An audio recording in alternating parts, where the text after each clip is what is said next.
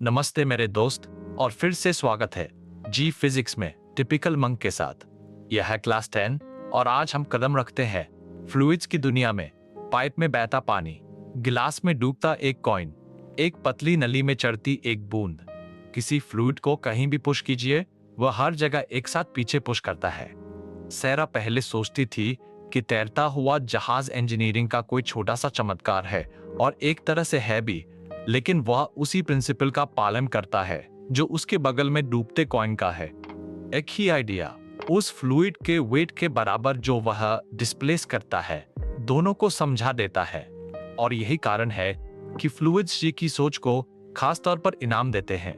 यह लगभग हर result forces को बैलेंस करने से आता है, वही कैलकुलस की आदत जो आप क्लास 1 से बना रहे हैं।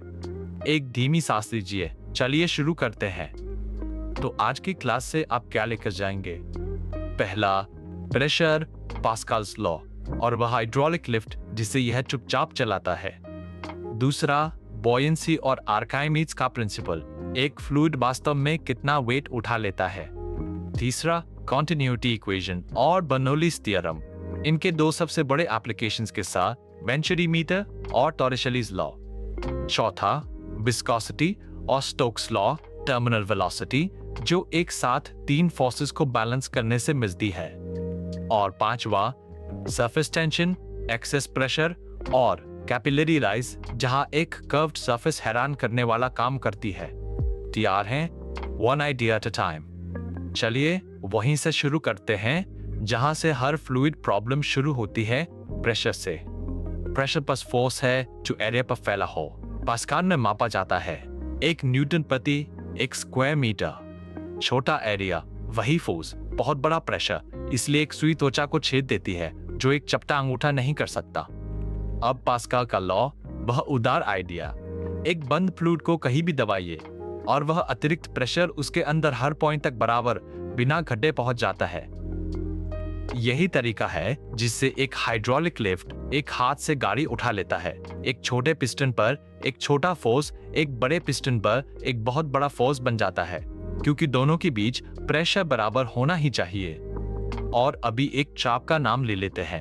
एब्सोल्यूट प्रेशर बराबर एटमॉस्फेरिक प्रेशर प्लस फ्लूइड का अपना रो जी है। ज्यादातर स्टूडेंट्स चुपचाप एटमॉस्फेयर भूल जाते हैं और मार गंवा देते हैं।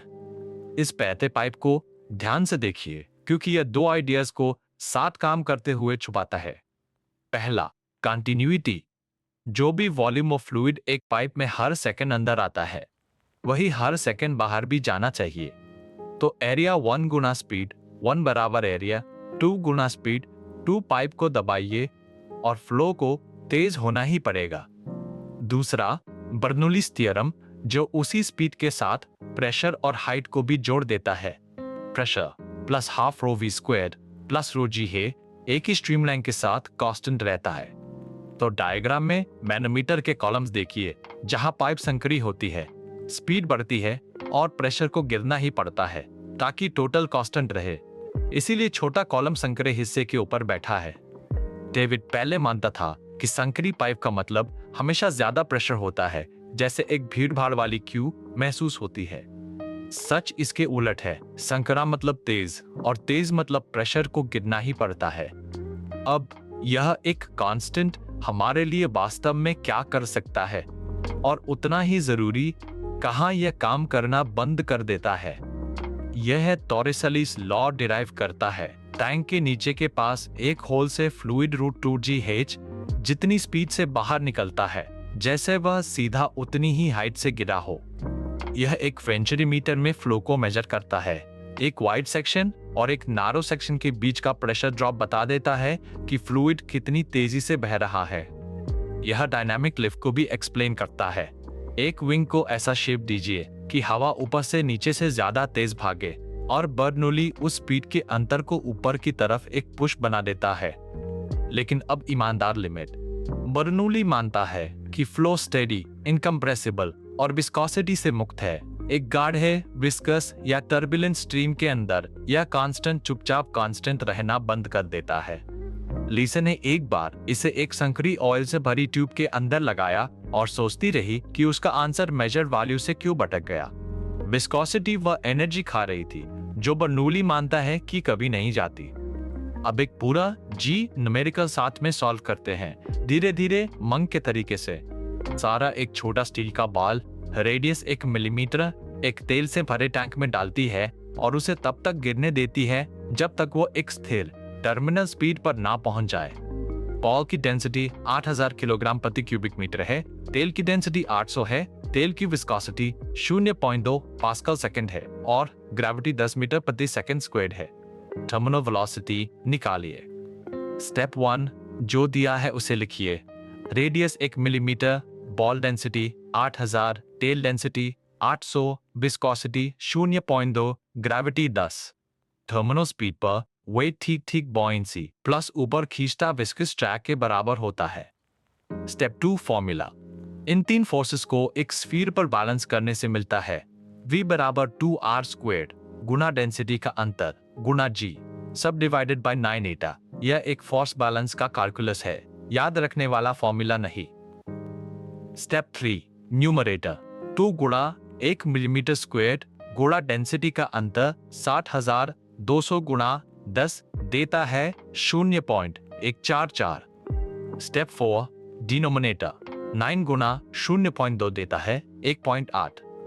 स्टेप 5 डिवाइड कीजिए। 0.144 डिवाइडेड बाय 1.8 देता है 0.08 मीटर प्रति सेकंड, यानी 8 सेंटीमीटर प्रति सेकंड। मेथड पर ध्यान दीजिए। गिवन फोर्स बैलेंस से फॉर्मूला, न्यूमरेटर, डिनोमिनेटर, फिर डिवाइड। यही 4 कदम हर टर्मिनल वेलोसिटी न्यूमेरिकल सॉल्व कर देते हैं जो जी पूछ सकता है। अब 2 और आइडियाज जो एक फ्लूइड की सरफेस और वेट पर सवार होते हैं। बॉयंट फोर्स कुछ नहीं, बस उस फ्लूइड का वेट है जिसे एक डूबा हुआ ऑब्जेक्ट रास्ते से हटाता है। तो एक फ्लूइड में अपैरेंट वेट हमेशा ट्रू वेट से कम होता है, ज्यादा कभी नहीं। जॉन पहले मानता था कि स्टील का एक ठोस ब्लॉक कभी तैर नहीं सकता, और फिर भी एक स्टील का जहाज तैरता है, सिर्फ इसलिए कि उसका खोखला शेप इतना पानी डिस्प्लेस कर देता है कि जहाज की ओवरऑल डेंसिटी पानी की डेंसिटी को हरा देती है।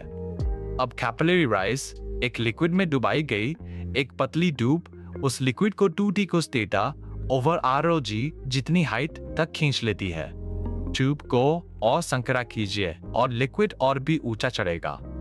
और जी का एक तेज फैक्ट, एक सोप बबल की हवा की तरफ 2 सरफेसेस होती है, जबकि एक साधारण ड्रॉप की सिर्फ एक। तो एक बबल का एक्सेस प्रेशर उसी रेडियस के एक ड्रॉप से ठीक दुगना होता है। अब सीधे बैठिए, ये 5 लाइंस वही है जो जी सच में पूछता है साल दर साल। 1 प्रेशर प्लस हाफ रो V स्क्वायर्ड प्लस रो G है, एक ही स्ट्रीमलाइन के साथ कांस्टेंट रहता है। कभी मत मानिए कि यह 2 पूरी तरह अलग फ्लोस को जोड़ता है। 2 टर्मिनल वेलोसिटी रेडियस के स्क्वायर के साथ बढ़ती है। रेडियस को दुगना कीजिए और टर्मिनल स्पीड 4 गुना हो जाती है। 3 एक फ्लूइड में अपैरेंट वेट हमेशा actual wait minus buoyant force होता है और इसे कभी उल्टा नहीं लिखा जा सकता। 4 एक बबल का एक्सेस प्रेशर उसी रेडियस के एक ड्रॉप से दुगना होता है, सिर्फ इसलिए कि एक बबल में 2 सरफेसेस होती हैं, एक नहीं। 5 गेज प्रेशर और एब्सोल्यूट प्रेशर को हमेशा अलग रखिए। एटमॉस्फेयर वो चुपचाप वाला टर्म है जिसे ज्यादातर स्टूडेंट्स वापस जोड़ना भूल जाते हैं। अब जी के तरीके से ड्रिल करते हैं। 4 ऑप्शंस याद रखिए। ऑप्शन ए दोनों स्टेटमेंट्स ट्रू और रीजन असर्शन को एक्सप्लेन करता है। ऑप्शन बी दोनों ट्रू लेकिन रीजन एक्सप्लेन नहीं करता। Option C assertion true reason false. Option D assertion false reason true. पहला असर्शन एक ब्लॉक पानी में अपने 3/4 वॉल्यूम के साथ तैरता है। रीजन ब्लॉक की डेंसिटी पानी की डेंसिटी का 3/4 है। सैरक की तरह सोचिए, पहले हर स्टेटमेंट फिर कनेक्शन जांचिए। तैरने का मतलब है वेट बराबर बॉयंट फोर्स, तो ब्लॉक की डेंसिटी गुना उसका पूरा वॉल्यूम बराबर पानी की डेंसिटी गुना उसी वॉल्यूम के 3/4 होना चाहिए। और यही एग्जैक्टली वो रीजन है जो बताया गया। दोनों true. Reason explains option A. दूसरा असर्शन एक छोटे सोप बबल के अंदर का एक्सेस प्रेशर एक बड़े से ज्यादा होता है। रीजन, सरफेस टेंशन एक कर्व्ड लिक्विड फिल्म को हर दिशा से अंदर की ओर खींचती है। दोनों स्टेटमेंट्स ट्रू है, लेकिन रुकिए, क्या रीजन असर्शन को एक्सप्लेन करता है? पूरी तरह नहीं। छोटे बबल के जीतने की असली वजह यह है कि एक्सेस प्रेशर 1 ओवर रेडियस के हिसाब से बदलता है। सिर्फ ये नहीं कि सरफेस टेंशन अंदर खींचती है, जो हर बबल के लिए उसके साइज से बेपरवाह सच है। दोनों ट्रू, लेकिन रीजन एक्सप्लेन नहीं करता। ऑप्शन बी, यही वह ट्रैप है जिसमें जॉन हर बार फंसता है। तीसरा, असर्शन, एक हाइड्रोमीटर ज्यादा डेंसिटी वाले लिक्विड में एक कम डेंसिटी वाले से ज्यादा गहरा डूबता है। रीजन, एक तैरते हुए बॉडी के लिए बॉयंट फोर्स डिस्प्लेस्ड लिक्विड के वेट के बराबर होता है। पहले रीजन जांचिए, यह बस आर्किमिडीज का प्रिंसिपल है, ट्रू। अब असर्शन, एक ज्यादा डेंस लिक्विड को उसी वेट को सहारा देने के लिए कम वॉल्यूम डिस्प्लेस करना पड़ता है, तो हाइड्रोमीटर असल में कम डूबता है, ज्यादा नहीं। Assertion false, reason true, option D. अब एक क्विक मैच, रिवील से पहले हर फॉर्मूला खुद बोलिए। हाइड्रोलिक लिफ्ट, फोर्स 2 बराबर फोर्स 1 गुना एरिया 2 ओवर एरिया 1। एक छोटा पुश बहुत गुना बड़ा हुआ। Continuity equation, area 1v1 बराबर area 2v2। मास पाइप के अंदर ढेर नहीं लग सकता। टर्मिनल वेलोसिटी 2r स्क्वायर्ड गुना डेंसिटी का अंतर गुना g सब डिवाइडेड बाय 9 एटा। तीन फोर्सेस को बैलेंस कीजिए और ये निकल आता है। और capillary rise 2t cos theta over r ऊंचे। सरफेस टेंशन एक लिक्विड को उसके अपने वेट के खिलाफ उठाती हुई। अगर चारों रिवील से पहले आपके मन में आ गए तो फ्लूइड्स अब आपकी होने लगी है। यह जी का एक फेवरेट फॉर्मेट है। मैं कुछ स्टेटमेंट्स पढ़ूंगा, आप चुपचाप गिनिए कि कितने सही हैं। स्टेटमेंट 1, एक सोप बबल के अंदर का excess pressure 4t over r होता है। अपना फैसला रोक कर रखिए। स्टेटमेंट 2, एक बिस्किस फ्लूइड में एक स्फीयर की टर्मिनल वेलोसिटी उसके रेडियस के डायरेक्टली प्रोपोर्शनल होती है। जवाब देने से पहले फोर्स बैलेंस के बारे में सोचिए। स्टेटमेंट 3, एक लिक्विड एक छोटे रेडियस वाली कैपिलरी ट्यूब में ज्यादा ऊंचा चढ़ता है। 2t cos theta over r rho g formula को याद कीजिए। तो कितने सही हैं दो स्टेटमेंट्स, पहला और तीसरा?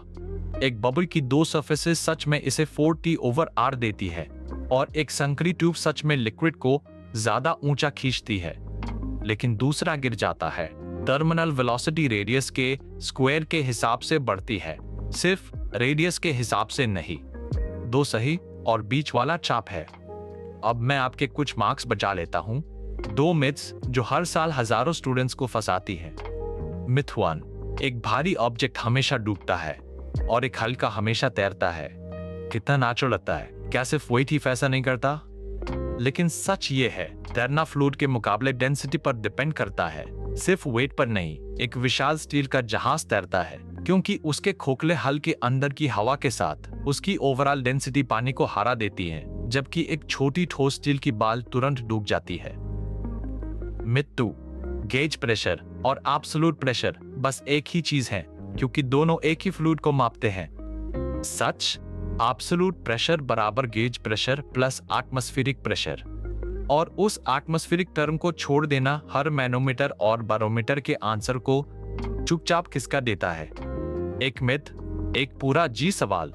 इसे वह सवाल मत बनने दीजिए जो आपको महंगा पड़े। अब खुद को परखने का समय, रैपिड फायर, और आज हर जवाब एक नंबर है। नियम यह है, मैं पूछूंगा, आप रिवील से पहले मन में जवाब दीजिए। ना पेन ना पेपर, सिर्फ वह जो आपने आज बनाया है। क्वेश्चन 1, पानी में 10 मीटर गहराई पर गेज प्रेशर क्या है? डेंसिटी 1000 और ग्रेविटी 10 के साथ वो जी ही देता है 1 × 10 to the power 5 pascals. Question 2, 600 density वाला एक लकड़ी का ब्लॉक पानी में तैरता है, उसका कितना हिस्सा डूबा रहता है? डेंसिटी का रेशियो देता है 0.6 यानी 60%। क्वेश्चन 3, अगर एक गिरते स्फीयर का रेडियस दुगना हो जाए, उसकी टर्मिनल वेलोसिटी कितनी गुना बड़ी हो जाती है? रेडियस स्क्वायर देता है 4 गुना। क्वेश्चन 4, 1 मिलीमीटर रेडियस 0.03 न्यूटन प्रति मीटर सरफेस टेंशन वाले बबल के अंदर एक्सेस प्रेशर 40/R देता है 120 पास्कल्स। और क्वेश्चन 5 सोचने वाला, एक होल से एफ्लक्स की स्पीड जो फ्री सरफेस से 5 मीटर नीचे है ग्रेविटी 10 के साथ √2g हेट देता है 10 मीटर प्रति सेकंड। अगर आपने वो पकड़ लिया तो आपने आज की क्लास सच में समझ ली है। चलिए पूरी क्लास को एक धीमी सांस में समेटते हैं। प्रेशर फोर्स पर एरिया है और पास्कल्स लॉ किसी भी बदलाव को एक बंद फ्लूइड में बराबर फैला देता है। बोयंसी डिस्प्लेस्ड फ्लूइड का वेट है। एक फ्लूइड में अपैरेंट वेट हमेशा ट्रू वेट से कम होता है। कॉन्टिन्यूटी एरिया गुना स्पीड को कांस्टेंट रखती है और Bernoulli pressure plus half rho v squared plus rho g h को एक स्ट्रीमलाइन के साथ कांस्टेंट रखता है।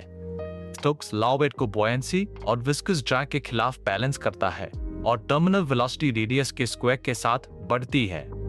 सरफेस टेंशन एक जॉब को कर्व करती है और कैपिलरी राइज चलाती है। ट्यूब जितनी संकरी चढ़ाव उतना ऊंचा। और अगली क्लास में हम हीट की तरफ मुड़ते हैं। थर्मल प्रॉपर्टीज, कैलोरीमेट्री और किनेटिक थ्योरी ऑफ गैसेस, जहां प्रेशर आखिरकार चलते हुए मॉलिक्यूल्स से सीधा मिलता है।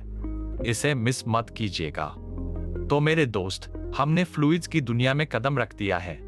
शायद यह सिर्फ पानी, तेल और सोप बबल्स लगी हो, लेकिन यह समझ लीजिए फोर्सेस को तराजू पर तोलने की जो आदत आपने आज एक गिरती बॉल या चढ़ती बूंद पर प्रैक्टिस की, वही आदत जी फिजिक्स की हर ब्रांच में इनाम देती है।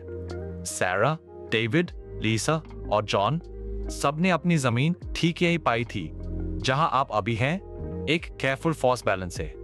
खुद के साथ धैर्य रखिए। आज रात सिर्फ 4 को रिजल्ट्स एक बार धीरे से रिवाइज कर लीजिए। पास्कल्स लॉ, बर्नूली का कांस्टेंट, टर्मिनल वेलोसिटी और capillary rise. One idea at a time. आप जी जरूर क्रैक करेंगे, इसका मुझे पूरा विश्वास है। अगर इस क्लास से आपको स्पष्टता मिली हो तो चैनल को सब्सक्राइब कर लीजिए ताकि अगली क्लास आप तक खुद पहुंच जाए। तब तक चलते रहिए, मिलते हैं हीट की दुनिया में।